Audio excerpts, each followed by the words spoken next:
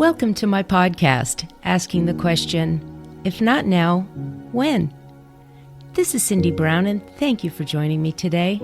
For more information, visit me at ifnotnowwhen.best.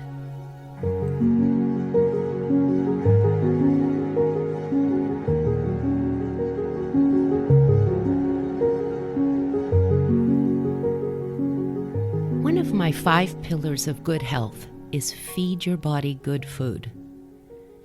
As simple as that statement sounds, it really isn't that simple. In my quest to adopt an optimal diet for good health, healing, and longevity, I found confusing to be an understatement. It's a landmine out there with the push and pull of many different interests, all voting for our food dollars, and data derived from different clinical trials and studies pointing in opposite directions. Because there's so much noise out there, it's unfortunately created an attitude of, everything's bad, so I'm just going to eat whatever I want. Or when we talk about nutrition, people's eyes just glaze over. So I see 3 main reasons for this. One is science keeps evolving. An example is the microbiome. It seems like we're just scratching the surface on this topic with an ever greater understanding of the critical role our bacteria play in our overall health. Second, big food and big agrochemical companies pay scientists, doctors, and university professors to make false or misleading claims about their products, since they know these titles are voices of credibility in the public's eye.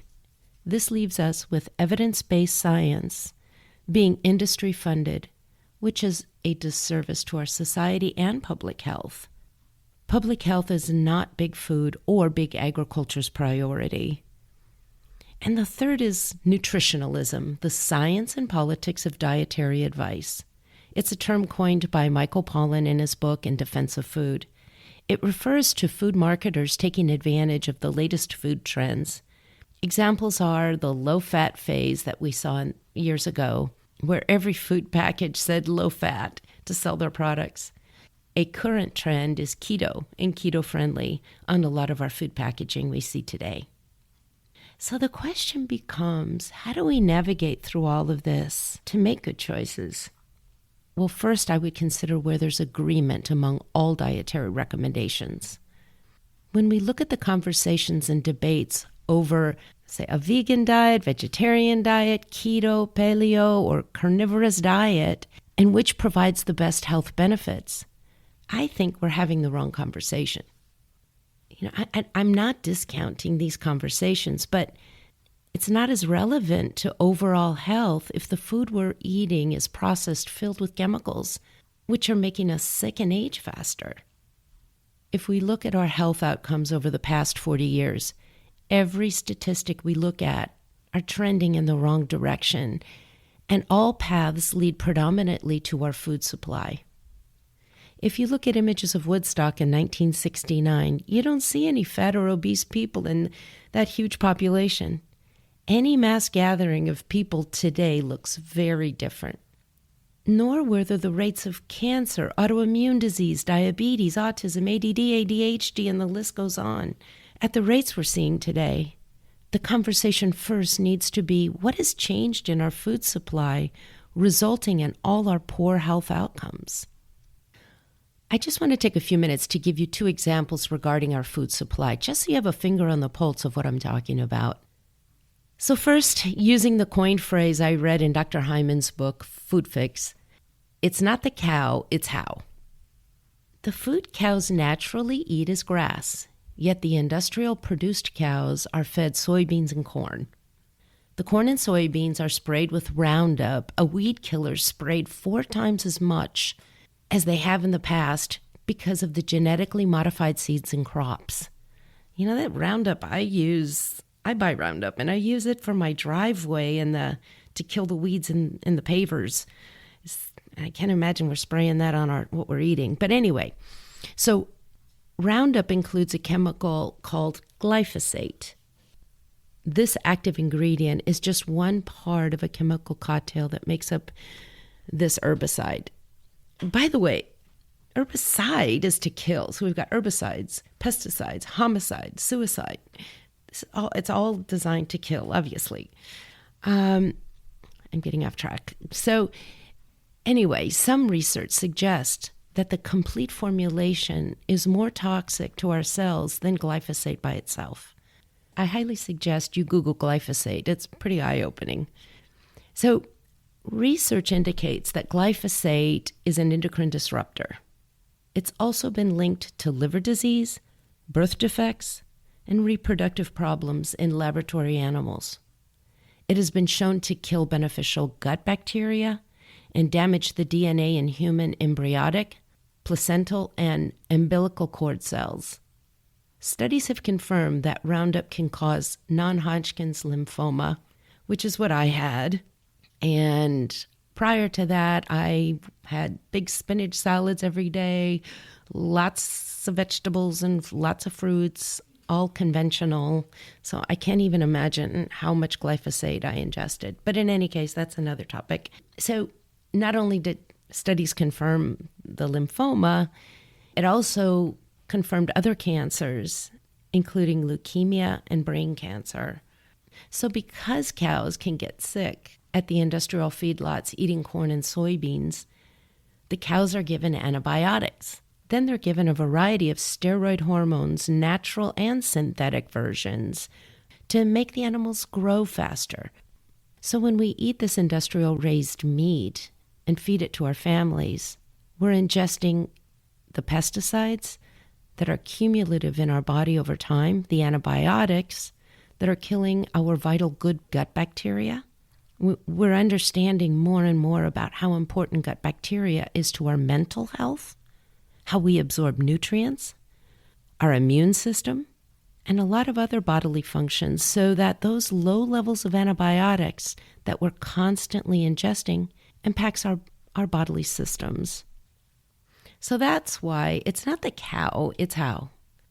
When we talk about meat and meat protein, the more important conversation is how it's raised.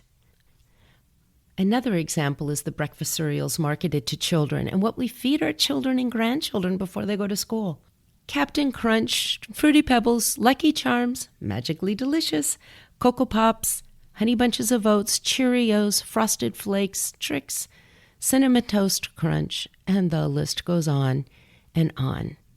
All heavily marketed toward young children at ever-increasing insidious ways. Just as a side note, glyphosate is also sprayed on wheat as a drying agent. So these breakfast cereals all have glyphosate residue. Glyphosate has been banned in Europe, and the public outrage is making a difference in this country, even with Monsanto / now Bayer and Big Food fighting back. So enough about glyphosate. So on the ingredient list in these boxes of cereal, what the food manufacturers do is use different names for sugars. There's lots of different names for sugars. So cane sugar and fructose, sucrose, the list goes on and on. So that way, when they're using different names for sugars, they don't need to make it the top ingredient or one of the top ingredients in the list of ingredients in the cereal. It's one of the ways they use to trick us. Ingredients are listed starting with what the product has the most of. Also, these cereals include food dyes. Quote, research has also associated food dyes with problems in children, including allergies, hyperactivity, learning impairment, irritability, and aggressiveness. No wonder teachers are telling parents, take your child to the doctor and put them on Ritalin to control their ADD and ADHD. Arriving at school with all that sugar and red dye and told to sit and concentrate? I couldn't do it. You know, food is information telling our cells and gut bacteria what to do. And our kids are responding. You know, there's so many studies indicating the difference it makes when children eat the right thing. If you can imagine sending one child to school with what I just described and the second child with a breakfast without chemicals, whether it's eggs or real food, and you sit them both down, who's going to perform better? And later I talk about the disparity in our society of have and have-nots, and that's a conversation in and of itself. But I would ask that you just give your children the best chance possible at school, and feeding them Captain Crunch is not going to be the best choice. There's so many studies spelling this out to all of us. Just one is there was a secondary school, children with behavioral issues and low test scores. Going to the secondary school, they simply changed the lunch program, providing nutritious food. Simply doing that turned test scores around and behavioral issues were minimized. My past episodes, I've talked about my desire to live a life that matters. This is an area where I want to make a difference. I want to be another voice to build a true understanding of what's happening out there. I don't want to sound like I'm lecturing, but instead inform. I really struggled with this episode. Instead of your eyes, your ears glossing over and the risk of losing your interest. But it's a topic I'm so passionate about because of the harm it's doing to our society, our children, our public health system, the threat it's posing to our food supply, how it widens the gap between the haves and have-nots, our environment, and even national security. It truly touches every aspect of our society. I am grateful there are many passionate voices surrounding this important topic. I've outlined a few of them in the show notes for your reference, and there are welcome changes taking place. Yet we've got a long way to go. The book I mentioned earlier, Food Fixed by Mark Hyman, MD, addresses this very issue in detail and has great recommendations and a vision to reverse this trend where all vested interests win. If this is a topic you're interested in, this is a must-read. I've resolved myself to the fact that the only way we can change our food supply for the better is voting with our dollars, making big food profitable only when they do the moral and ethical thing and supply food without the current heavy toxic load. They can do it. They supply food to Europe, where there are more protections regarding ingredients allowed in food, and our big food companies comply. But they don't have to in the United States because we don't require the same protections. Until then, big food, just like big tobacco, will continue to use their unethical marketing tactics and fill our food with nitrites, dyes, antibiotics, pesticides, herbicides, stabilizers, emulsifiers, artificial flavors, natural flavors. Who knows? The natural flavors are not listed, so who knows what's in there? And a whole host of other chemicals that are profitable for them, and we pay with our health and medical bills and in higher health insurance premiums because we as a nation are sicker. The other industries that benefit from our food supply are healthcare and pharmaceutical industries. I know eating high-quality organic food is more expensive, and I know how hard it is raising a family and living on a limited budget, and food marketers strategically marketing fast food and their processed food to our children.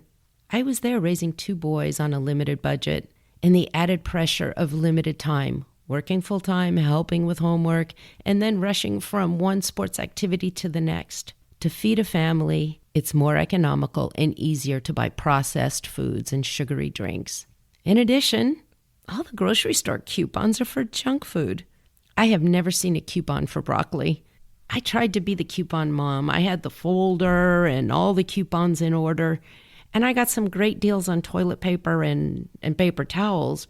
However, with more people demanding quality food, there are so many more organic options and big food distributors like Walmart that are now offering an ever-increasing organic produce section and organic food options at reasonable prices. With economies of scale, I believe we will continue to see prices drop on organic choices, grass-fed beef, free-range poultry and eggs, without the hormones and antibiotics. I believe that buying quality organic food ultimately saves us money, with reduced medical cost, prescription drugs, and doctor visits. I have some suggestions I'll share with you that I've incorporated in my life to help with this. So here's the challenge. That'll require us to vote with our dollars and at the ballot box. And then I can't even tell you how disturbing this one is to me. I'm a rule follower, and this one is just beyond what I thought was happening. In most industries, bribes are illegal. I know with my company, I've had to take many required courses on ethical business practices, and a big portion is recognizing a bribe and that it's illegal no matter how subtle. It's grounds for termination. And companies such as mine would be responsible for huge fines for accepting bribes. Yet as it relates to our health, there is no regulation. It's even common practice for big food and big ag to send scientists, university professors, and medical doctors large sums of money requesting they do a study in their favor. An example is sugary beverage companies paying scientists to do studies on the effects of sugar on human health. And of course, the study's published and indicates that sugar has no effect on human health and a good source of energy, which is nuts. Monsanto, now Bayer, paid a college professor at the University of Florida, where my son currently is a student, to teach students there's no problem with GMO seeds and Roundup on food, and any information to the contrary, he would dispute. This is crazy. Dr. Jason Fung MD, I will add him to the show notes, by the way, advocates to get the conflicts of interest out of medicine and food recommendations. He explains if all evidence is produced by doctors, scientists, and professors who are paid by big food and big agrochemical companies, we lose evidence-based science. I believe we deserve better. Dr. Fung gives the example of Dr. Steve Pipper in Toronto, Canada, who's been out there saying sugar and fructose are health foods. I think most people are going to figure out this isn't true, but in any case, he then explains that the National Post did a story that Dr. Pipper takes hundreds of thousands of dollars from the sugar industry and sugary beverage industries. In addition, the sugar industry is funding the University of Toronto, and they're producing questionable research as a result. I really don't understand why this is allowed. Okay, bear with me on this one. I'm going to read a passage from the book called Feeding You Lies by Vani Hari, a food activist. She writes, and these are headlines in publications. First, buying organic vegetables at the supermarket is a waste of money, Quartz publication. The USD organic label misleads and rips off consumers, Forbes. Organic foods are just a marketing label, Business Insider. Don't believe organic hype, NPR. Is organic food worth the higher price? Experts say no, Portland Tribune. So she writes, who's really telling the story here? Big food and big ag rely heavily on front groups to promote these types of messages in the media, and they even go as far as to train seemingly independent farmers, bloggers, and scientists to act as expert sources for journalists. It's an elaborate con that the media keeps falling for. Big food is waging a war against organic food, with the good guys being battered by the industry front groups armed with millions of dollars from food and chemical companies.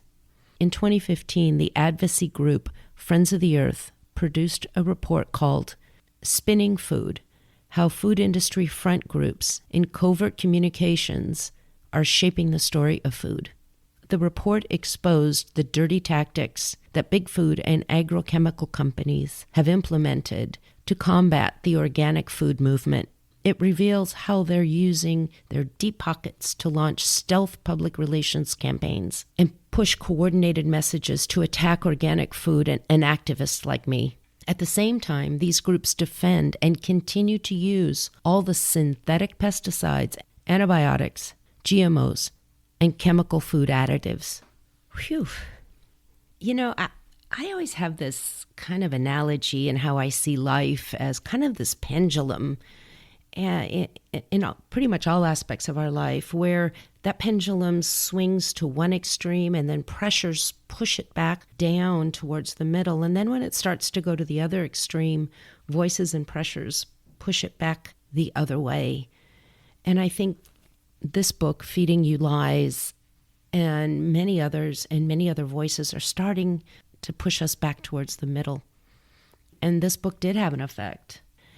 You know, I've taken a deep dive into this topic, but it's so disturbing to me, and I want you to have a good idea and picture of what's happening out there. I feel it's an injustice to our society and an obligation to call it out. Please know, I want big food companies to be successful, but not at the expense of our public health and immoral and unethical marketing tactics. Thanks to many scientists and medical professionals who have not been bought by big food, and many others in the field that have and continue to create public awareness through radio shows, podcasts, books, TED Talks, documentaries, etc. So what do? Here are my suggestions. First, as the saying goes, never make the perfect the enemy of good.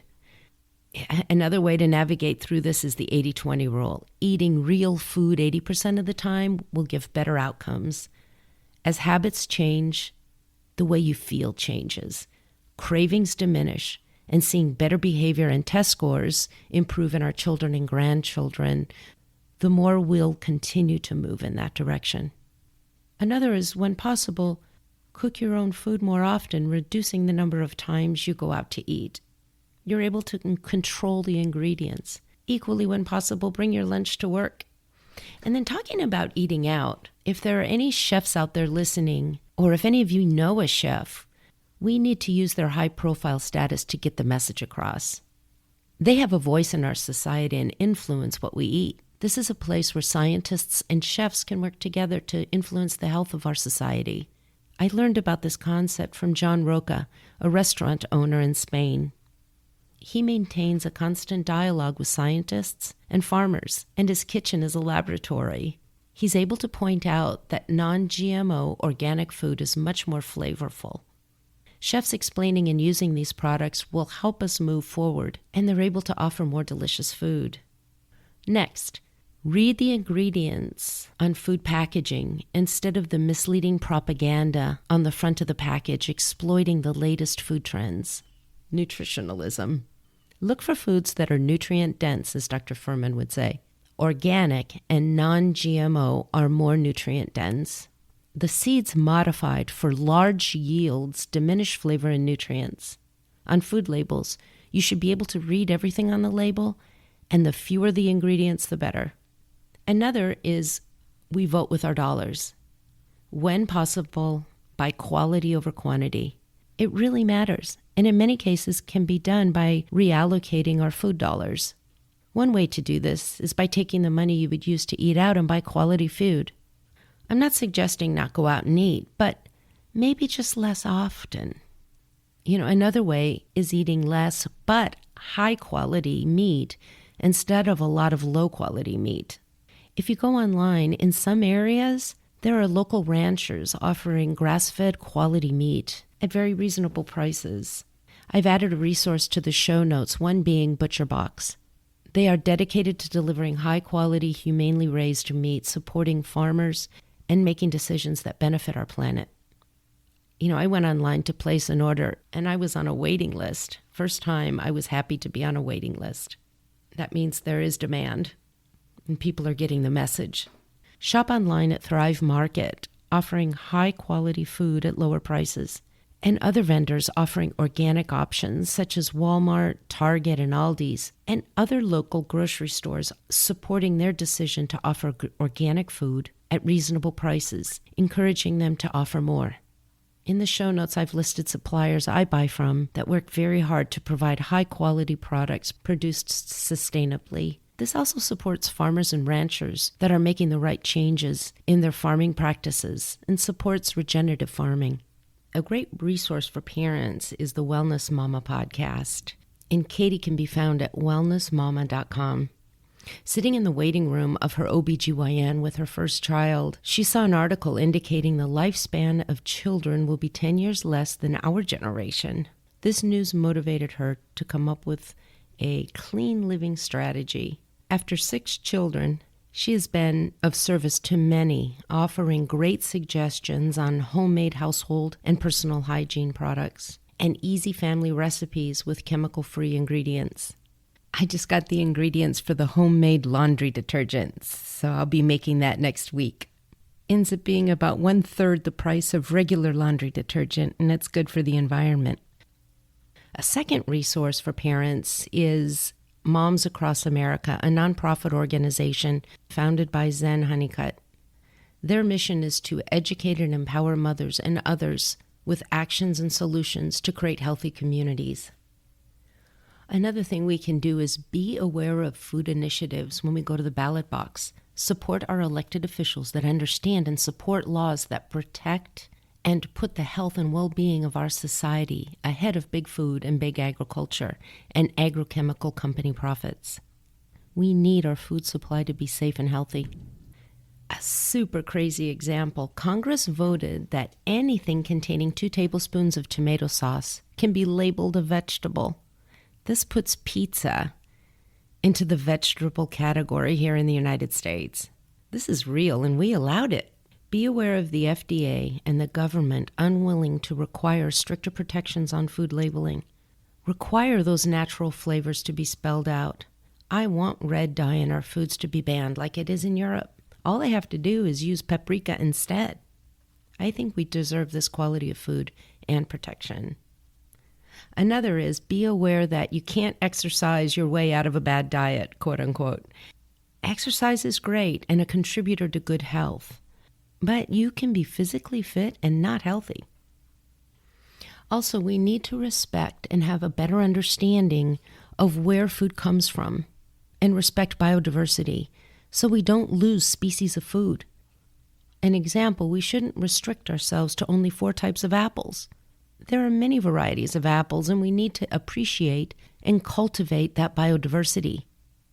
There is a trend to going back to the land and treating it with respect, so we are fundamentally growing food with more flavor.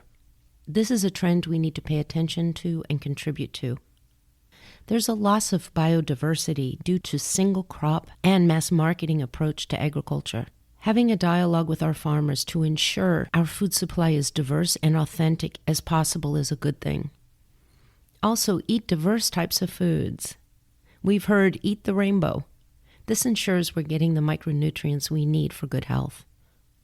Another is when you hear food recommendations or claims, especially if it doesn't make sense, follow the dollars to see if that person was funded by big food, big agriculture, or front groups. However, the number one guide and recommendation is don't eat chemicals that our cells can't digest, that make us sick, make us age faster, and make us feel bad. Plain and simple. You know, the good news is we can control our health and make good choices regardless of all the nutritional noise out there. Knowing this information empowers us to make better choices. So if there's one recommended diet where all agree, it's eat real food. I'll leave you with an ancient proverb. When we eat wrong, medicine is of no use. When we eat correct, medicine is of no need. Thank you so much for joining me today. Wishing you peace, love, joy, and good health. Bye for now.